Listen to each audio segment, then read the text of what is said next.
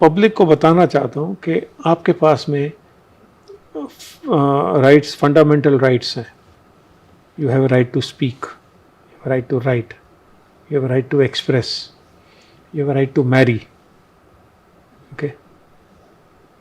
When you join military, you lose all fundamental rights.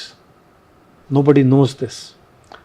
हम लिख नहीं सकते अपनी मर्जी से फौज में, परमिशन चाहिए, राइटली सो. हम अपनी परमिशन से बोल नहीं सकते कुछ भी फालतू. आप फौज के खिलाफ में बोल के दिखाइए, you are not allowed, rightly so. Disciplined service है. आप अपनी बिना इजाज़त के शादी नहीं कर सकते. People do not know,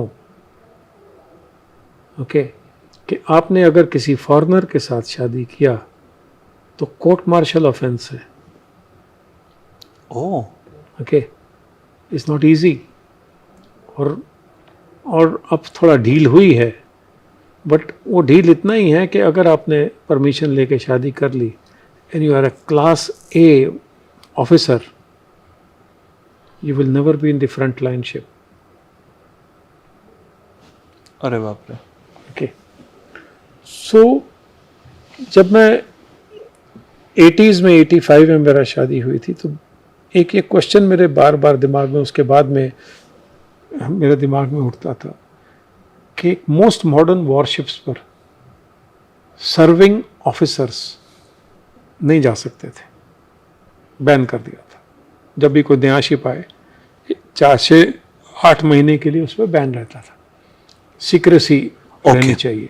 rightly. Again new arm है, न्यू आर्मामेंट, सही बात है. कोई लीक होता है कि स्टफ, ठीक है.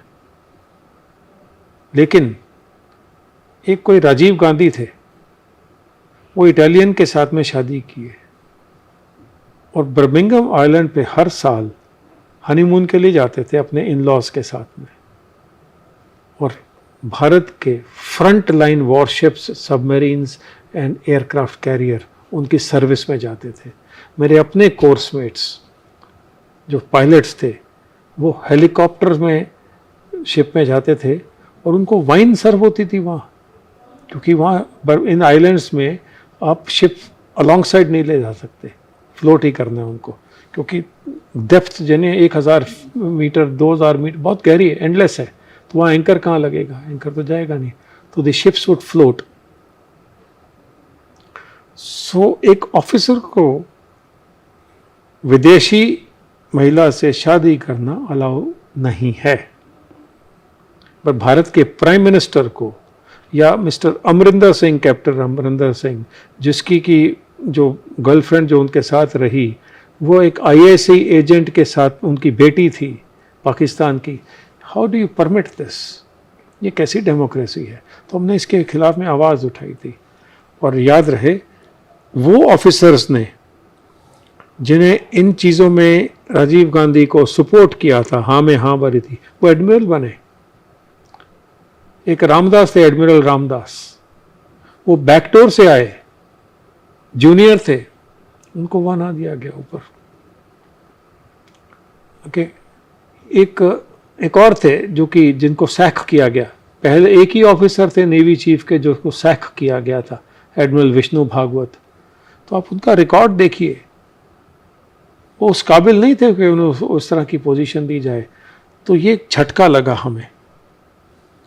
और बहुत सारे नेवी ऑफिसर्स उन दिनों में ने रेजिग्नेशन दिया था. रेजिग्नेशन दूसरे तरीके से दिया था, कोई और तरीका ढूंढ के, क्योंकि आप प्रोटेस्ट नहीं कर सकते इस तरह का. तो गोविंद उस ऑफिसर की स्टोरी है जिसने ये सब झेला, बट अपनी पेट्रियोटिज्म दिखाई. तो ये ट्रू स्टोरी है. 1, 2, 3, 4 ऑफिसर्स की combined as one. My purpose was not to glorify officers. My purpose was to glorify my Navy.